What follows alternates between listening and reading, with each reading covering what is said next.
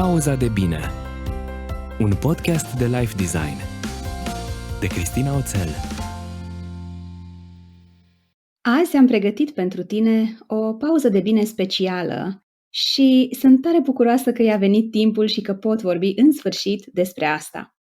Încă de acum câteva săptămâni am început să primesc tag-uri pe Instagram în stories în care oamenii mi-arătau că au descoperit semnul de carte special creat împreună cu fratele meu, Alex, pentru o carte apărută recent la editura Nemira, Iernile sufletului, scrisă de Katherine May.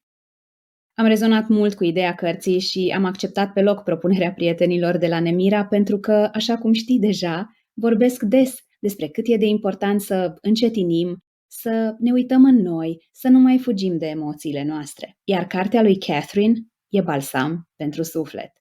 Așa că azi te invit să asculți conversația noastră, în engleză, despre carte, de unde a apărut ideea ei, despre ce sunt de fapt iernile sufletului și de ce ar trebui să le acceptăm, ba mai mult, să le onorăm.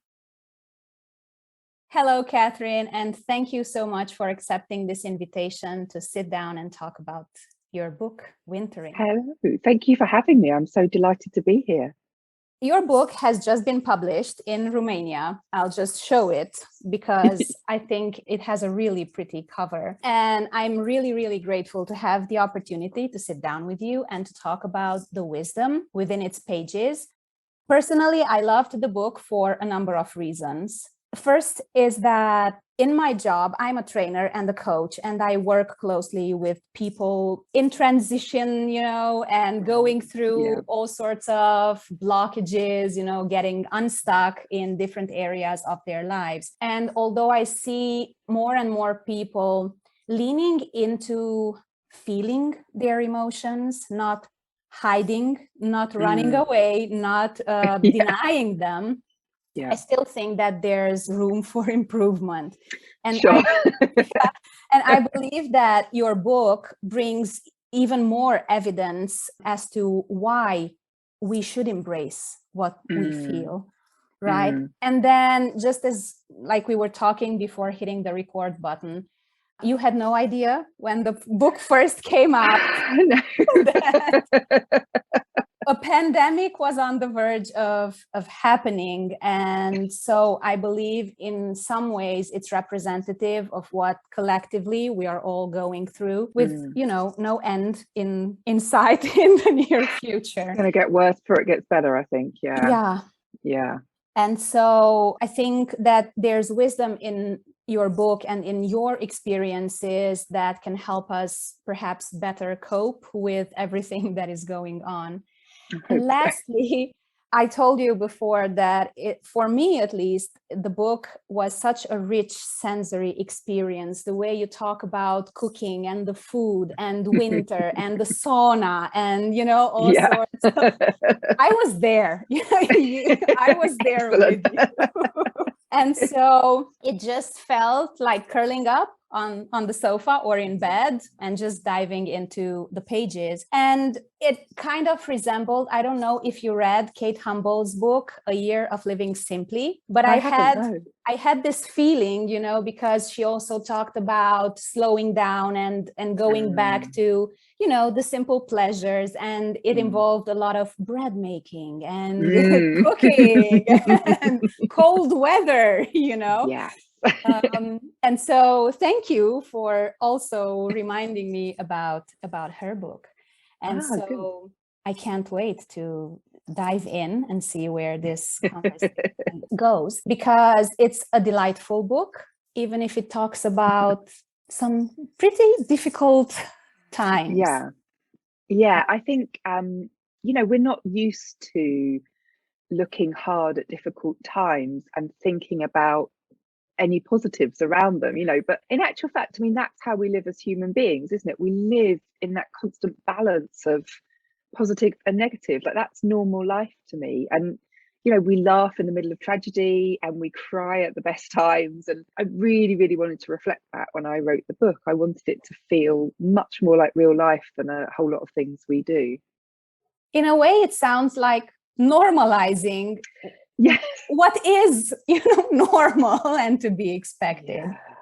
We know this stuff already. I really do think that our ancestors knew it better than we know it as well. Like, I think our generation tends to believe that we can get everything right and we can make everything perfect and we can live in a lovely little doll's house and our children will always be fine and nobody's ever going to die and we'll stay well. And we're led to believe that's all in our control somehow.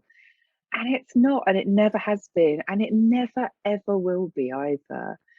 And I don't think it's a negative thing to say that, weirdly. I think it's just referring us back to what we really know and taking that fight out of everything that makes things so hard. Yeah, I mean, it's life, and we can't live an eternal summer. I think that actually, in a sense, it would be boring. And I think we would have less appreciation for the good stuff if we always ran away from the difficult stuff. It would be bland as well. Yeah. I mean, happiness is such a kind of one note emotion. It's like, it's fine, but I don't want to be happy all the time. Like, I want to sometimes feel sad and nostalgic, and I want to sometimes grieve, and I want to sometimes be angry and frustrated, because I'm not a child anymore. I want to be an adult. Yeah. Mm-hmm. Yeah, you describe wintering as a period in life when we feel cut off from the rest of the world, when maybe we feel rejected or we feel stuck, and we tend to withdraw. Maybe sometimes this is due to illness, as you told some of your personal stories in the book. Sometimes it's about events, life events, bereavement, even the birth of a child, which is in itself something to be joyful about, but it comes with a lot of sleepless nights and all sorts of challenges. Yeah. And so it sometimes feels like we're trapped between two worlds, and we're not there anymore, but we're not there either. Yeah. So I wonder, do you think that wintering is something that always comes sort of from the outside, or is it something that we can maybe choose to go into when we feel tired or we feel that we need clarity? Yeah, I think both. I think wintering sometimes kind of lands on us, and it's, for completely external reasons. I think other times it comes from within us and it expresses a kind of need that we're denying, so we get pitched into like physical poor health or poor mental health because we're pushing back against a change that needs to come. But I do think that, we can kind of master wintering in a way. We can get better at it. And that will mean that we begin to withdraw kind of voluntarily sometimes and take a rest and take a break and open up reflective space and just take care of ourselves for a while.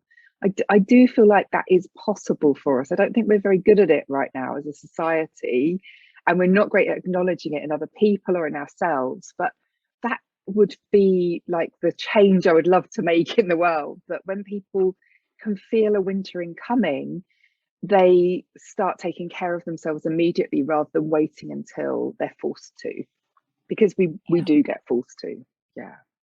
Yeah, just listening to you, I was thinking that we come from different historical backgrounds and cultures, but I believe that it's not uncommon for people anywhere in this world to believe that rest is perhaps a kind of waste of time. Laziness. What am I doing? I don't need to rest. I need to be busy. I need to do. I need to achieve. I need to go from one achievement to the other. And then at one point, your body says, we need to stop. And then you're kind of forced to go into wintering. Well, that's right. But I think it's different to the past in a way, in that, yes, I mean, like my grandparents' generation were definitely kind of very hardy and constantly doing something, like constantly, there was so much housework to do. There was always the house and the garden to look after, and they grew their own food, and they were constantly kind of active. But what's different was that they were not trying to improve themselves, like this idea of we have that we've got to keep on moving upwards.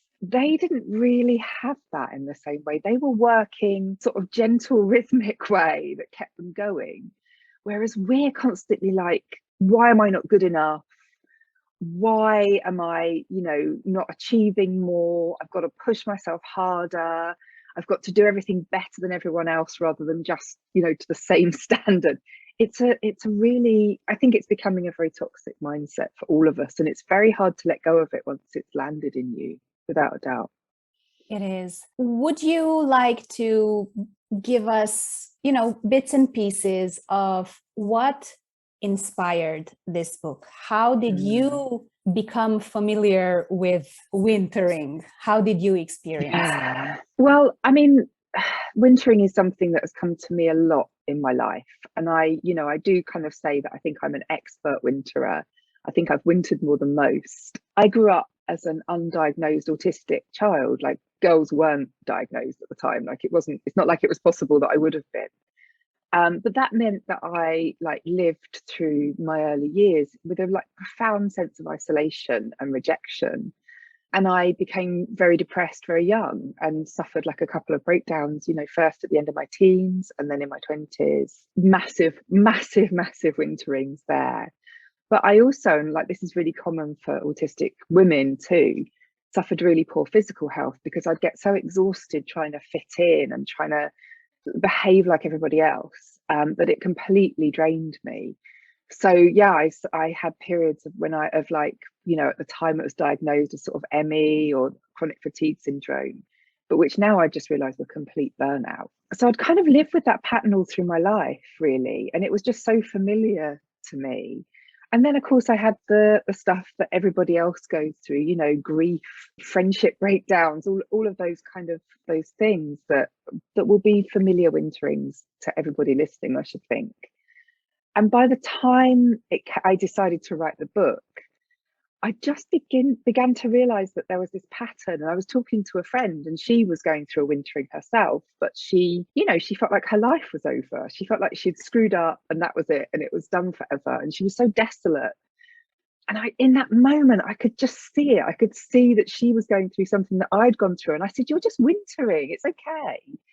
And then I thought, I found a word, a word that I wanted to use, and I went home and wrote the notes that became the book. Actually, I knew it straight away. Yeah, it was a real, a flashbulb moment where I thought, I can see something that you can't see here, and you're okay, and I know you're okay. It sounds to me, as I'm listening to you, I just remembered something that I think Brené Brown said, that it's recommended, to write from your scar, not from an open wound. And I just felt that in the way that you were telling this story about you and your friend, it seems like you've already been through stuff and understood that it's not a bad thing. It's not, comfortable or no. pleasant, but it's something that you get over, that you can there's life after wintering, there's a spring. Absolutely. Well, I always say that wintering has a narrative arc, and that there is a process that you move through that you can't rush, there's no, I think some people want it to be a book of hints and tricks to get through it really fast, And actually that's not what we're offered in a wintering. We're actually offered the chance to walk quite slowly through a process of healing and a process of change. And it's really funny because I work with writers a lot. I work with memoirists, and I often say, don't write from inside your arc, wait till it's closed before you can get that perspective, which I think is a really similar thing to, don't write from the wound, write from the scar. So many people try and write their story while they're still living that part of their story, and we don't understand our stories while we're living them. We don't get to see that. You can't look back and gain that perspective there. The wisdom is lacking. And so I think you can find people when you are there, you can find people who can commiserate with you, be there with you and empathize. Yeah. But that doesn't really help any of us, move through the winter. But it, it is, you gain a new insight every day when you're living through a time like that. Like, and it's tiny little bits. It's like picking berries, and eventually your basket's full and you move on. But yeah, it's piecemeal, isn't it? It's like a jigsaw, and you rarely get that moment where you're like, oh, I got it solved, excellent, right, this will never happen again now. Yeah, right. This day by day philosophy is what actually helped me go through COVID in spring. Our little girl caught it at kindergarten, and then me and my elder son, we got sick. And for them, it was like a bad cold. For me, it was somewhat worse. And much worse. Well, yeah. What helped me looking back was taking it day by day. That was my goal. We just need to get through today. I don't know how tomorrow it will be, because sometimes I had a good morning and then a very difficult afternoon, or vice versa. So there was no point in getting my expectations high. Just slowly. You can't rush it, as you said. I wonder, how do we surrender to this wintering? How do we open ourselves up for the experience, knowing that it will probably be worse before it gets better? Yeah. That's the $1 million question, isn't it? And I don't think anyone, even expert winterers like me, managed to do it wholesale. And it's more like a pattern of going forward and back. And you will despair. You have to allow yourself those moments of despair, and just really keep inviting in those emotions and keep feeling them and keep knowing that they're okay. You don't take anything away from anyone else by feeling stuff. And I often think that we feel guilty. We feel like we're taking up space and care that we don't deserve. And for me, I think the way I think about a wintering is that I will expose myself to the hard bits for short amounts of time. Like that might be to exhaustion if you're ill. It might be to like grief if you're if you've lost someone. Whatever it is, like do that briefly and then retreat again and take care of yourself for a while and wrap yourself up in blankets, really or metaphorically, like whatever works, and keep leaning back into your pleasures. Keep giving yourself the things you love and that comfort you and that make you happy.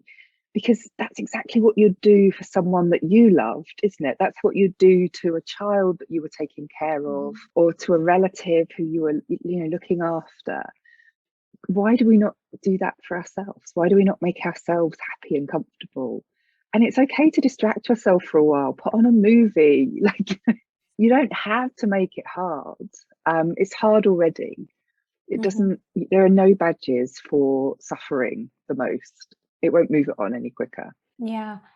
So what I hear you say is that we first need to set some expectations. It's going to be hard. It's going to suck. And that's okay. It's to be expected. Right? Yeah, that's right. Yeah. And then to give us space and to kind of make small steps and then retreat. Perhaps tomorrow we can take another extra step and then we can retreat again. It sounds like a pit stop, like in Formula One racing. You stop, you take care of your tires and the fuel levels, and then you go again. And it's okay to take care of your needs, and it's okay to give yourself, the little pleasures, the simple pleasures.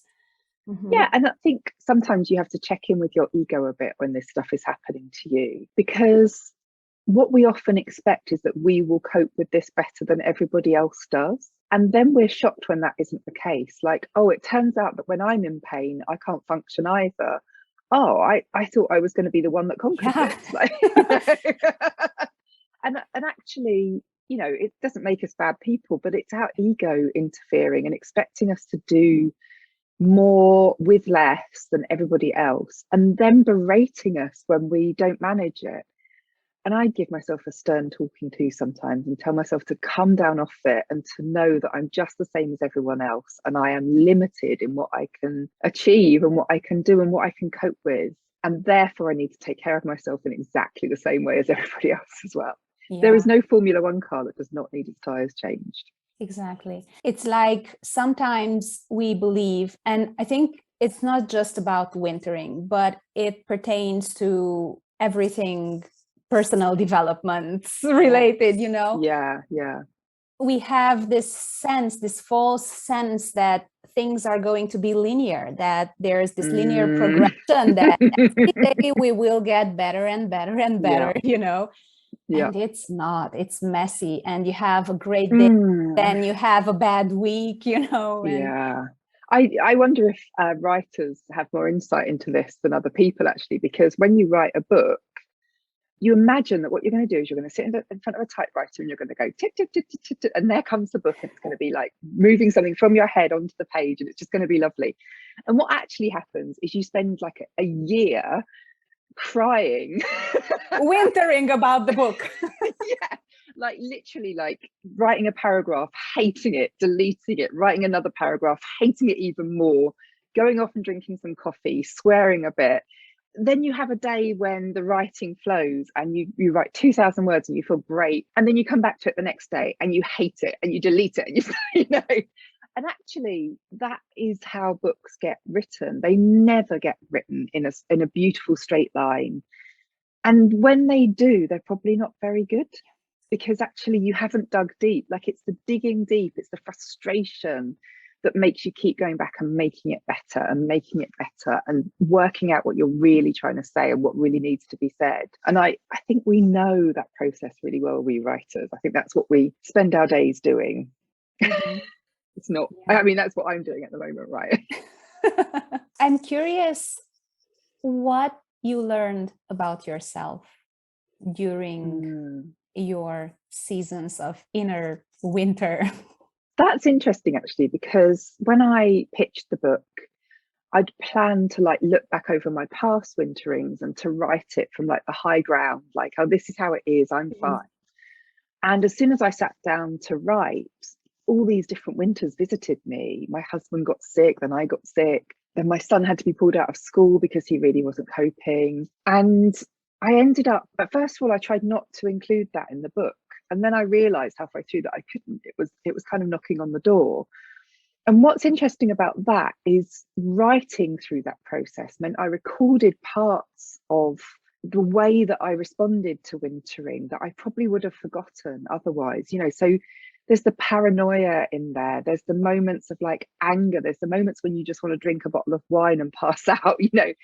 All of those really dirty human feelings are right there on the page. And I'm really glad they're there, you know, because I think they're the bits that people have responded to the most of the book. I think they're really glad to see those flashes of like complete irrationality that come out during those times. And it, in a way, it was like comforting for me to see them, to kind of to know them and to acknowledge them, because then the next time they come around, you think, oh, this is momentary. You know, I'm having a paranoid day today. I think everybody's talking about me. I'm going to make a cup of tea and have a biscuit and you know, try and tell my inner critic to be quiet for a little while, because actually this isn't real. This is just a phase of difficulty that I'm going through. And I think that's the insight in the end, that everything is actually surprisingly fleeting when you stop to notice it. It feels eternal, but it's so fleeting and so temporary. And if we can just ride out the difficult bits, they pass. They really do pass. They don't stay forever. Yeah. And in the process, I think this also helps us develop this new belief that we can do hard things. Not everything should be easy, but sometimes I think perhaps out of fear or from things we've learned or seen or absorbed in childhood, we make assumptions that if it's difficult, it's not for me, or I can't do it. Yeah. And we can do hard. We can. And the things that are really worth having come with a fight. And the fight is so worth it. It's not fun, but actually sometimes we battle our way there, and they're the parts of our life that we come to treasure. You know, and I think every parent knows that, actually. Yep. Everyone who's had a baby will know that really well. But also, you know, it's true with relationships, it's true with the best work we do, the creative projects, the qualifications. All of those things are worth the fight that we put up for them. They're not easy. They're not supposed to be. I just love it's so uplifting listening to you talking about. You seem to be indeed a master winterer, And so I wonder, so we go through this temporary winter. What are the early signs that there's a spring getting ready to bloom or to come upon us? Is there something that we can notice, to pay attention to? I think for me, it's both new and old coming back. So on one hand, I think it's like appetite returning, like hungering for the things that once gave us pleasure that we've maybe not wanted for a long time. Wanting to get out and see people again, wanting to return to like hobbies that we used to enjoy or something like that. But at the same time, I think it's about looking out for new things coming in as well. Like what new passion, what new interest are we drawn towards? Because that's a sign of recovery. And it's also a sign that we've changed during our wintering. And that's what we're meant to do. Like, let's find those changes. Let's not reject them. Let's not say, oh, that's not what I do, because then we go back right to the start again. And there's often like a way that reveals itself to us. And sometimes that can feel really intimidating. It can be something really big, like wanting to change jobs, wanting to retrain, or like can be about like wanting to find a new partner, wanting to move to a new relationship, falling in love with someone you didn't mean to fall in love with. And it can also be more diffuse than that, just about, I don't know, like wanting to buy different clothes, wanting to change a part of yourself and become new. We have to have a lot of faith in ourselves and a lot of confidence and chutzpah to follow those paths that open up to us, and not to automatically say, no, that's not me. There's possibilities that come. I love that bit. I'm excited even thinking about it. It shows. Yeah, it's really good. I really love transformation. Like I like change. I enjoy it. And I've always, like a bit like you, I've always worked with people to manage their process of change. And yeah, that's the moment we fall down the most, is when really good positive change presents itself to us. And we so often back straight away from that and say, oh no, that's not me. We refuse the call. And I think, yeah, don't refuse it when it comes. It will show itself to you. And it's great. Yeah. Perhaps it's easier to recognize that hungering, I love this word, the hungering and the longing to do the things, that you once loved. And then during your winter, you kind of put aside because they're familiar to you. And then at the same time, paying attention to these changes, because I believe that whenever you take time to retreat, to reconnect with yourself in such a deep and meaningful way, you always come out transformed in one way or another. But I think it's an awesome way to discover your values, or to discover new values that became active and important for you. Yeah. And so, it may be that you want to try something new and, weird and unusual for you. But I think, to be serious for a moment, I think often when people are dealing with loss, that their wintering is about loss, and particularly grief. I think when that hungering comes back, when that kind of thirst for life comes back, I think people can often feel really guilty about it, actually, and like walk away from it because they think, oh, I should be sadder than this. And actually, that's not true. What happens in the longer term with grief is that you learn to live with the grief and new life at the same time. Like you don't ever throw that person away. They're always with you. For the rest of your life, you'll have those moments when grief catches at you. You're not forgetting, but it's natural and it's right for you to find that grasp onto life again, and to grip it with both hands and let life take you again. Yeah, I just remembered one of my recent guests in the podcast said something like, nobody needs your guilt. It doesn't help anyone. Yeah. But I know what you mean. I've been there. It was a long time ago when I lost my grandfather. But reading your book and listening to the story about your grandma, I told you I was there with you. in the story. And I know what that guilt feels like.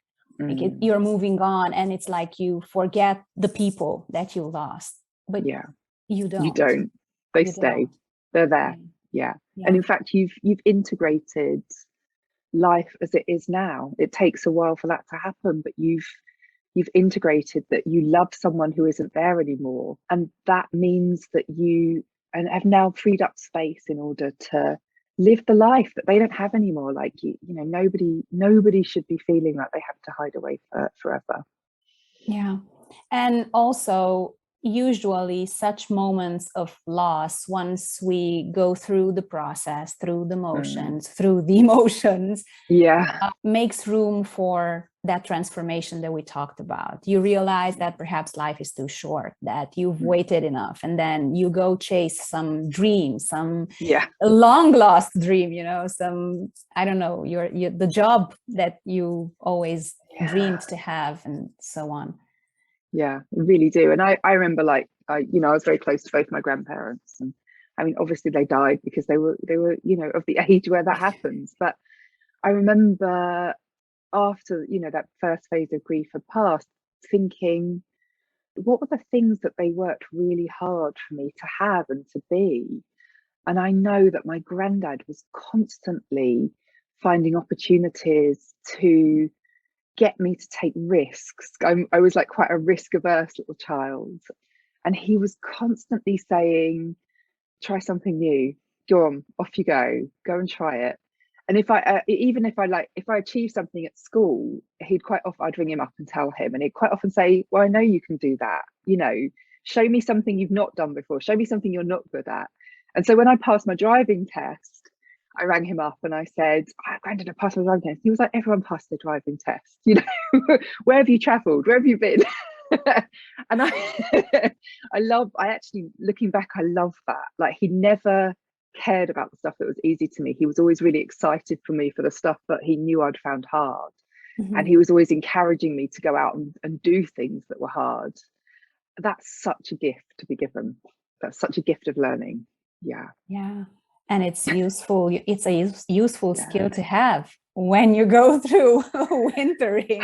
Yeah, no, definitely. And particularly when you're coming out the other side, like, how do you leap that chasm now to find that exciting thing, that thing that's thrilling you, that thing that's pulling you forward? Yeah. Is there a question, Katherine, that you would like to be asked more often about wintering? Do you know what? Honestly, I'm less interested in questions. I'm more interested in, like, exchanges about it. Like, I always love it when people bring their perspectives to me. Some interviewers do and some interviewers don't. You do, which is lovely. And I'm always thinking, like, how does everybody else live it? Because I think storytelling is an exchange. And I think it's a dead space when it's just like me talking. Like, who cares about me talking? Honestly, I get bored of my own voice quite often. But what I always love is when people tell me their story and their perspective and what they, as a reader, bring into the book. And that always kind of delights me. Because it enriches you as well. And yes. Even though I think that there are some stages to wintering or to springing and summering. Yes, springing and summering. All of these. I believe that the way we actually go through these seasons is unique to each and every one of us. That's why I say that sharing experiences can be enriching, for everyone. I love hearing people's stories, and people have such beautiful stories to tell. And such amazing insight. And, like, as a writer, you should never believe that you're the one that knows everything. It's not how any of this works. And there's also different stages of life and different kinds of triggers to our winters. And I've been, just like you were sharing all the stories in the book, through different types of winters. I've had loss, then there was the divorce of my parents a long time ago, and then after I became a mom, I started noticing that there were some changes. Like I didn't really like some aspects of my job. And then it was a very long incubation period, you know. Yeah. And only when I was pregnant with my daughter did I voice for the first time to my husband that I don't want to go back to my job, which I liked. I didn't get to the point where it burnt me out and I hated it. I loved the people. I still liked what I did. Yeah, sure. It just felt like it wasn't enough anymore, that I was wasting time and that I had something more valuable to offer. And although it was something that I decided, the process of letting go of that identity and understanding who I am outside of it, it was a ride. Progress. Yeah, it's massive. It's really funny actually, because I've been exchanging texts with a very good friend of mine this morning who's just handed in her notice for her job, having been miserable in it for ages. And I've been like gently saying, come on, just get out of there. Like, don't wait for the next thing to come along. If you're unhappy, get the hell out. Like, work in Starbucks if you have to, it's fine, like do it. And she's finally done it today. Wow. And I'm really thrilled for her, but I texted back like, you know, you've got a way to go yet, don't you? Sorry. But I know that because everybody tells me their stories. You know, enjoy it, but also keep in mind that there's some stuff coming your way. Get your crash helmet on, my dear friend, because there's a way down as well. Yeah, there is. But you know, but the other side will be fantastic. When you let's just keep our eye on the prize. And you look for people, you know, who you trust and who can help you in the process. Perhaps even people like you are for your friend who've been through this before and already have some knowledge and some experience as to how it feels and how it goes. I think that's valuable. And it takes some guts, but it sure is worth it. Yeah. I mean, it's a bit like when you have an operation and there's a long process after that and it's painful and everything has to heal up and it's really uncomfortable for a long time. And we know that that's a process we understand. Personal change is just the same. It doesn't mean to say it's not necessary, but it's sore for a while. You're going to get twinges. Yeah. One of the quotes, and I can't remember who it's by right now, but one of the quotes that helped me when I had my darker days said something like, honor the space between no longer and not yet. And that, you know, gave me peace and confidence that there's nothing wrong with me. I'm not lacking anything. I'm not really different. I may be at a different season than the people around me, but it gave me the confidence to show up every day as well as I was able to, and just move one foot in front of the other. No, well, that's all we do. And like I talk in the book about liminal space, you know, these spaces between two worlds. And that's what a wintering is. We're living in liminal space. And I think knowing and acknowledging that you are in this liminal place can be really helpful, just to know it, just to know that you're not fully part of the past or the future yet, that you're in this kind of dip in between. And it's okay. And it's where you need to be in order to step into whatever is next. And okay isn't the same as like joyful, you know. Like okay can be other stuff too. That's a good point. Okay doesn't mean to be joyful. It can mean a number of different things. There's a question that I usually ask the people that I invite in my podcast toward the end of our conversation. And this is my final question for you.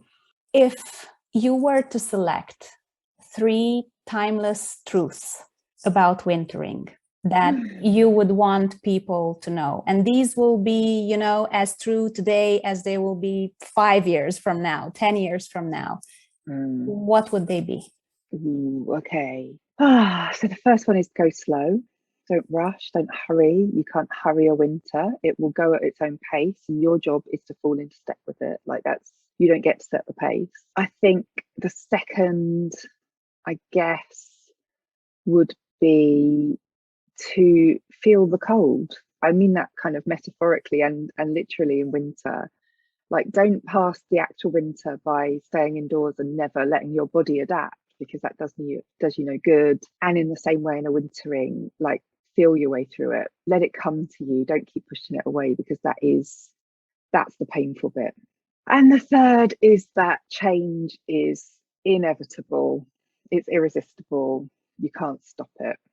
So don't your job is to don't even try. Don't even try. Like, your job is to figure out a way to process that change and to, to work out what you're going to be and what you're going to do next. It's not to stop it. You can't. Yeah. And I feel like the harder you try to push it away, the more suffering there is. It gets more difficult. Definitely. And like, actually, not all change that comes to us is positive. That's a very hard thing to say, but there are points in all of our life that we will have to deal with negative change. And that's not fun, but it's real. And, we're all aging, we're all going to suffer. There are points when we will have to process negative change. And that is not a failure to do that. You can't win at everything. And also, when it's a change that you want, leaving what's comfortable and known for you to embrace the new thing that you want is also a process that will test you and will, challenge you in different ways, and might not be pleasant, even though the end result is something that you want. Yeah. It's a test of faith sometimes, isn't it? Definitely. Yes, it is. Yeah. Yes, it is. And I just remembered that metaphor from the book about sewing and the needle, that it needs to tear the fabric in order to repair it. Yeah. And I think that's one of my favorite takeaways. It's like so obvious. Yeah. But at the same time, it was surprising. It was one of those little things that got me thinking, I never thought about it that way. No, it's lovely. But it's true. And I obviously really like a sewing metaphor, because I've got one in my new book that I'm just finishing, which is one of my grandma's sayings, which is stitches are placed and not pulled. So, you put them in gently, you set them carefully, you don't tug at it, which obviously is what we all do when we're children and we're learning to sew. Yeah. And also I love, there's another lovely sewing metaphor, is the Japanese festival of needle mass, where people come and rest their needles at the end of their service. And so they go to the temple and they bring their kind of old, kind of blunt, broken needles, and they sink it into, quite often it's like a melon or something that the needle will enjoy sinking into, or some silk. Wow. And they give thanks to their needle and sort of don't just throw them in the bin. And that's another beautiful way of thinking about how sewing reflects our lives. Like, let's give thanks to the things that have worked hard for us, but which we're ready to move on to and let go. Yeah, it sounds kind of like Japanese people have this tradition with mending the broken ceramic pieces, like cups, broken cups, with the golden glue. Yeah. And then you have, you kind of honor that object, whatever it is, and its history, and it tells a story. The Japanese are great at this stuff. Like, we could learn a lot from them, definitely. Yeah. Right. Well, I think we can learn a lot of things if we allow ourselves to fully experience this life with all sorts of seasons that, it throws our way. Katherine, thank you so much for taking the time to sit down and talk about the book, and for sharing your personal examples and stories and this wisdom, and talking about wintering in a way that is delightful. I'm repeating myself, but that's what the book was for me. So I'm so glad. Thank you. It's been a real pleasure. It's been lovely to talk to you. Thank you. And the best of luck with your new book.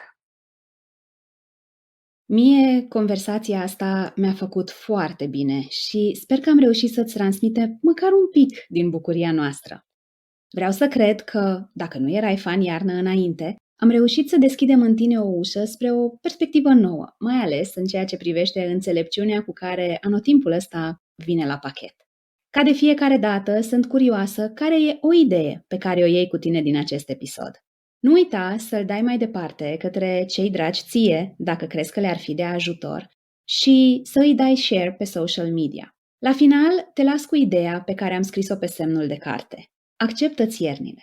Ele sunt o oportunitate să te retragi, să te odihnești, să îți dai întâlnire cu tine, cu gândurile tale, cu emoțiile tale, să înțelegi unde ești și, mai ales, încotro te îndrepți. Primăvara vine negreșit, oricât de lungă ar fi iarna ta. Îți mulțumesc că ai rămas cu mine până la final și nu uita că și tu ai libertatea să-ți creezi o viață pe care să o iubești. Pauza de Bine. Un podcast de life design de Cristina Oțel.